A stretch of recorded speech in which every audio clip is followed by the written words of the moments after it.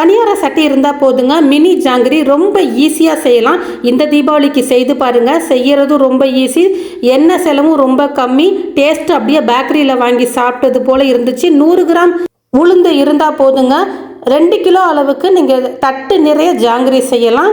செய்யறது ரொம்ப ஈஸி, கண்டிப்பாக ட்ரை பண்ணுங்கள். இப்போ ஒரு பாத்திரத்தில் 1 டம்ளர் 100 கிராம் அளவுக்கு உளுந்து எடுத்திருக்கேன்.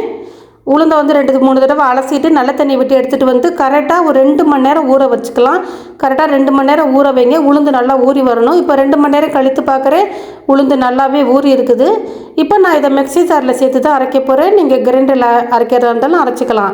மிக்ஸி ஜாரில் சேர்த்து கொஞ்சம் கொஞ்சமாக தண்ணி விட்டு நல்லா நெய்ஸாக வெண்ணெய் போல் அரைச்சி எடுத்துகிட்டு வந்துடணும். இந்த ஜாங்கிரி நல்லா ஜூஸியாக செம்ம டேஸ்ட்டாக வர்றதுக்கு நான் ஒரு சில டிப்ஸு சொல்லியிருக்கேன், அதை மட்டும் ஃபாலோ பண்ணுங்கள். இப்போ பாருங்கள், நல்லா வெண்ணெய் போல் அரைச்சி எடுத்துகிட்டு வந்துட்டு ஒரு பவுலில் ஃபுல்லாக முழுவதும் சேர்த்துக்கிறேன். நான் சொன்ன டிப்ஸுன்னு பார்த்தீங்கன்னா, இந்த அரைச்ச இந்த உளுந்து மாவு பார்த்தீங்கன்னா இப்படி ஒரே சைடாக நல்லா மிக்ஸ் பண்ணி கொடுக்கணும். இது போல் மிக்ஸ் பண்ணும்போது உளுந்த மாவு நல்லா பஃபியாக இது போல் வருங்க, நல்லா புசு புசுன்னு வரும். இது போல் வந்துச்சுனாவே ஜாங்கிரி நல்லா சாஃப்டாக சாப்பிட்றதுக்கு செம்ம டேஸ்ட்டாக இருக்கும்.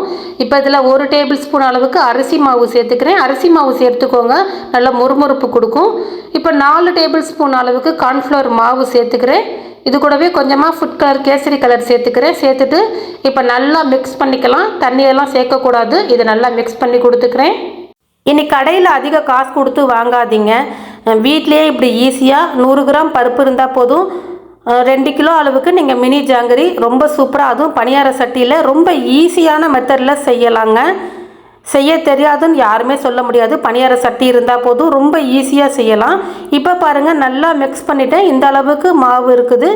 இது அப்படியே இருக்கட்டும். இப்போ ஒரு பால் கவர் எடுத்திருக்கேன். உங்கள்கிட்ட பைப்பிங் பேக் இருந்தால் கூட நீங்கள் எடுத்துக்கோங்க. என்கிட்ட அது இல்லாதனால பால் கவர் எடுத்திருக்கேன். பால் கவரை வந்து நல்லா இது போல் கட் பண்ணிவிட்டு உள்ளே நல்லா அலசிட்டு தண்ணியை நல்லா வடிய விட்டுருங்க. கண்டிப்பாக நல்லா அலசிட்டு தண்ணியை நல்லா வடிய விட்டுட்டு தான் நீங்கள் மாவை உள்ளே சேர்க்கணும். ஏன்னா அந்த பாலோட ஸ்மெல் நம்மளுக்கு வரக்கூடாது. இப்போ பாருங்கள், ஒரு அரை பாக்கெட் அளவுக்கு நான் சேர்த்துருக்கிறேன். இப்போ இதில் ஒரு லப்பர் பேண்டை போட்டு விட்டுறேன். இன்னொரு பால் கவர் இருந்தால் அதுலேயும் எடுத்து சேர்த்துக்கோங்க. இப்போ நான் இன்னொரு பால் கவரில் வந்து எடுத்து சேர்த்துக்கிறேன். சேர்த்துட்டு இப்போ பாருங்கள், 2ல் வந்து சேர்த்துட்டு லப்பர் பேண்டு போட்டு வச்சுருக்கேன். இது அப்படியே இருக்கட்டும். இப்போ நம்ம ஜீரா காய்ச்சிக்கலாம். இப்போ ஒரு பாத்திரத்தில் 250 ml கப்பில் 1 கப் அளவுக்கு சர்க்கரை சேர்த்துக்கிறேன். 200 கிராம் அளவுக்கு இருக்கும் சர்க்கரையோட அளவு. அதே கப்பில் 1 கப் தண்ணி சேர்த்துட்டு அடுப்பை மீடியமாக வச்சுட்டு நல்லா கொதிக்கட்டும். கொதித்து வரும்போது இப்போ கொஞ்சமாக கேசரி கலர் சேர்த்துக்கிறேன். இப்போ கம்பி பதம் செக் பண்ணணும். அடுப்பை இப்போ மீடியமாக வச்சுட்டு கம்பி பதம் செக் பண்ணுங்கள். கை சுடும், அதனால் பார்த்து செக் பண்ணுங்கள். ஒரு கம்பி பதம் கண்டிப்பாக விடக்கூடாது. அரை கம்பி பதம் லைட்டாக இது போல் வந்தால் போதும். இப்போ ஸ்டவ் ஆஃப் பண்ணிவிட்டு நான் வந்து இதில் 2-3 ஏலக்காய் தட்டி வச்சுருக்கேன், அதை சேர்த்துக்கிறேன். சேர்த்துட்டு இதை தனியாக எடுத்து வச்சிடலாம். பாகு நம்மளுக்கு ரெடி ஆயிடுச்சு. வறுத்த உடனே இதில் நம்ம போட்டு எடுத்துக்கிறதுக்கு. இப்போ பாருங்கள், பணியார சட்டி எடுத்திருக்கேன். அதில் வந்து எண்ணெய் சேர்த்துக்கிறேன். ஒரு 3/4 குழி அளவுக்கு சேர்த்துக்கிறேன். இப்போ நம்ம ரெடி பண்ணி வச்சுருக்க அந்த மாவில் லைட்டாக சின்னதாக வந்து கட் பண்ணி கொடுத்துக்கிறேன். சிசரில் அப்படியே சின்னதாக கட் பண்ணுங்கள், ரொம்ப பெருசாக கட் பண்ணக்கூடாது. லைட்டாக சின்னதாக அது போல் கட் பண்ணிங்கன்னா சரியாக இருக்கும். இப்போ எண்ணெய் நல்லா சூடானவுடனே அடுப்பை மீடியமாக வச்சுட்டு இது போல் 2 ரவுண்டு போட்டுக்கோங்க. 2 ரவுண்டு போட்டுட்டு ஜாங்கிரி போல் இது போல் மேலாக பிழிஞ்சிடுங்க. அப்படியே மினி ஜாங்கிரி போல் ரொம்ப சூப்பராக வரும்.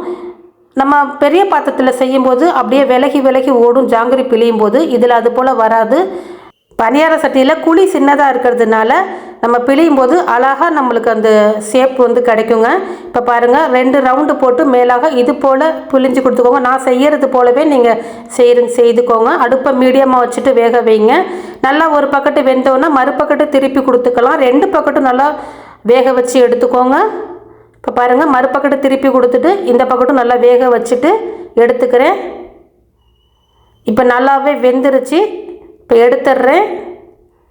இதே மெத்தடில் நீங்களும் செய்து பாருங்கள். ஜாங்கிரி ரொம்ப ஈஸியாக செய்யலாம். 100 கிராம் பருப்பு இருந்தால் போதும், கிலோ கணக்கில் செய்யலாம். இந்த தீபாவளிக்கு உங்கள் வீட்டில் இந்த ஸ்வீட்டை செய்து பாருங்கள். இதை செய்து நீங்கள் ஒரு வாரத்துலேருந்து 10 நாள் வரையும் கூட வச்சுருந்து சாப்பிட்லாம். இப்போ பாருங்கள், நான் வறுத்ததெல்லாம் இது போல் ஜீரா வந்து சூடாக தான் இருந்துச்சு. இன்னொரு பாத்திரத்தில் நான் ஊற்றி வச்சுருந்தேன், மூடி போட்டு வச்சுருந்தேன். சூடு ஆறாமல் பார்த்துக்கோங்க. இப்போ நம்ம வறுத்ததை இதில் சேர்த்துட்டு நல்லா 2 பக்கெட்டும் மாற்றி மாற்றி ஜீரா நல்லா நனையும்படி செய்து கொடுத்துட்டு எடுத்துடலாம்.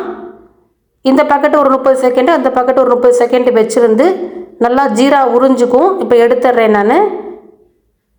ரொம்ப நேரம் ஊற போட்டுறாதீங்க. இந்த பக்கெட் ஒரு 30 செகண்டு, அந்த பக்கெட் ஒரு 30 செகண்டு ஊற வச்சிங்கன்னா போதும், சரியாக இருக்கும். இப்போ பாருங்கள், ஃபுல்லாக முழுவதும் எல்லாத்தையுமே எடுத்துகிட்டு மறுபடியும் வறுத்து அதே போல் சேர்த்து நம்ம ஜீராவில் நினச்சி எடுத்துக்கலாங்க. எவ்வளோ ஈஸியாக இருக்குது பாருங்கள். உங்கள் வீட்டில் பணியார சட்டி இருந்தால் போதுங்க.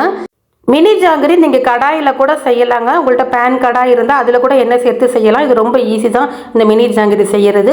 கண்டிப்பாக இந்த தீபாவளிக்கு செய்து பார்த்துட்டு எப்படி வந்துச்சுங்கிறத மறக்காமல் கமெண்ட்ஸில் சொல்லுங்கள்.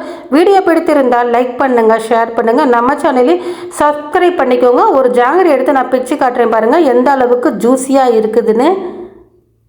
நல்லா அந்த ஜூஸ் அந்த ஜீரா ஜூஸ் பார்த்திங்கன்னா நல்லா உள்ளே உறிஞ்சிக்கிட்டு அவ்வளோ சாப்பிட்றதுக்கு செம்ம டேஸ்ட்டாக இருந்துச்சு. இதே போல் நீங்களும் செய்து பார்த்துட்டு சொல்லுங்கள், ட்ரை பண்ணி பாருங்கள். ஓகே ஃப்ரெண்ட்ஸ், பாய்.